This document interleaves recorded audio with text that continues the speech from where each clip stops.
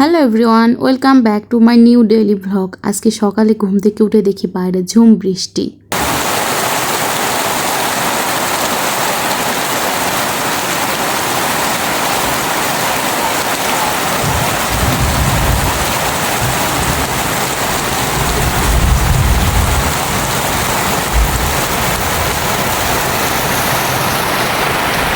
বৃষ্টির আওয়াজটা শুনেই হয়তোবা তোমরা বুঝে গিয়েছো বৃষ্টি ঠিক কতটা জোরে হচ্ছে। তো আমি ভাবলাম বাইরে আমি আজকে কিভাবে রান্না করতে যাব, যেহেতু চুলার পর অনেকটা দূরে, তো আমি তো ভিজে যাব। তো ভাবলাম আজকে আমি বাইরে রান্না বান্না করব না, আজকে আমি রাইস করে রান্না করব, কেননা আমার গ্যাসটাও অলরেডি ফুরিয়ে গিয়েছে।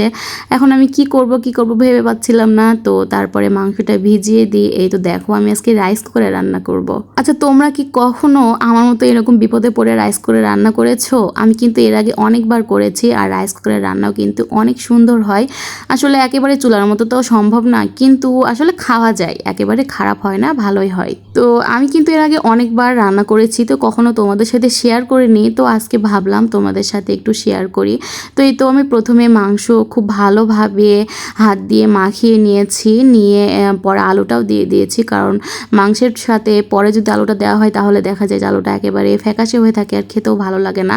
এজন্য আমি মাংসের সাথে আলুটা দিয়ে দিলাম। তারপরেই তো আমার মশলার বাটি সব কিছু গুছিয়ে রেখে এখন আমি চলে যাচ্ছি আমার রুমে। আসলে দেখো কারেন্টে রান্না করার কি একটা সুবিধা, তাই না? রান্না উঠিয়ে দিয়ে সংসারের বাকি কাজকর্ম করা যায়, কিন্তু চুলায় এটা হয় না।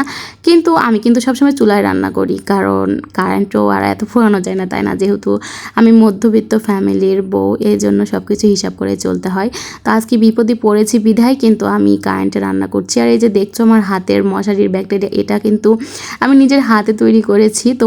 তোমরা আবার কেউ এটা নিয়ে হাসাহাসি করো না। তো আমার কাপড় চোপড় দেখো কি সুন্দর গোছানো হয়ে গেছে, আর ওইদিকে কিন্তু আমার মাংসটাও প্রায় হয়ে এসেছে। কারেন্টে কিন্তু রান্না করতে খুব বেশি সময় লাগে না। তো এই তো আমি আবার চলে আসলাম। এই যে দেখো আমার মাংসের কালারটা কি সুন্দর এসেছে, তাই না? এখন জাস্ট শুধু মাকে সিক্রেট মশলাটা দিয়ে দিলেই আমার মাংস রান্না কমপ্লিট। আর খেতেও কিন্তু খুব মজা হয়েছিল। মানে এটা আমি বলছি না, এটা তোমাদের ভাইয়া বলেছে যে আমার রান্না করা দেখে সে বলছে যে বোঝাই যাচ্ছে না এটা চুলায় রান্না করছি না হচ্ছে কারেন্টে রান্না করছি। জানি না সে আমার মন রাখার জন্য বলেছে কি না। তো তারপরে পরে আমি খেয়ে দেখলাম যে না, ঠিকঠাক আছে, একেবারে খারাপ লাগেনি, খেতে ভালোই লাগেছে। আর এখানে আমি দেখো মাংসের মধ্যে অনেকগুলো আলু করেছি, কেন জানো তো? আমার ছোট পিচিটা আছে, ও শুধুমাত্র আলু খায়, ও মাংস টাংস কিছুই খাবে না, শুধুমাত্র আলু খাবে। আর ওর জন্যই কিন্তু আমি মাংসে সবসময় একটু আলুটা বেশি দিয়ে থাকি। তো এই তো আমার রান্নাবান্না শেষ, এখন খাওয়া দাওয়ার পালা। তো আমি প্রথমেই 2টা মরিচ নিয়ে নিয়েছি, আর এই তো কালকের কিছু পুঁইশাকের ভাজি ছিল, এটা নিয়ে নিয়েছি। এটা দিয়ে জাস্ট প্রথমে একটু খেয়ে নেব, তারপরে আমি মাংসটা অ্যাড করব, কারণ এটা আমার অভ্যাস, আগে কিছু একটা দিয়ে খাবো তারপরে ভালো তরকারি দিয়ে খাবো, এটা আমার অভ্যাস। তো দেখো কি সুন্দর মরিচ দিয়ে আমি ভাতটা খেয়ে নিলাম। আর পুঁইশাকের ভাজি আমার কাছে খেতে কিন্তু ভালো লাগে। এখন এই তো নিয়ে নিয়েছি মাংস। আচ্ছা, তোমরা কি বুঝতে পারছো এটা আমি কারেন্টে রান্না করছি, মানে রাইস কুকারে রান্না করেছি গাইস, কি একটা অদ্ভুত ব্যাপার, তাই না? তো এই তো এখন আমরা খাওয়া দাওয়া করবো, আমি খাচ্ছি, ওইদিকে তোমাদের ভাইয়া খাচ্ছে। তো ঠিক আছে, আজকের ভিডিও আমি এখানে শেষ করছি। আর তোমরা ভালো থেকো, আমার জন্য অনেক দোয়া করো। দেখা হচ্ছে তোমাদের সাথে নেক্সট ভিডিওতে। সো আল্লাহ হাফেজ।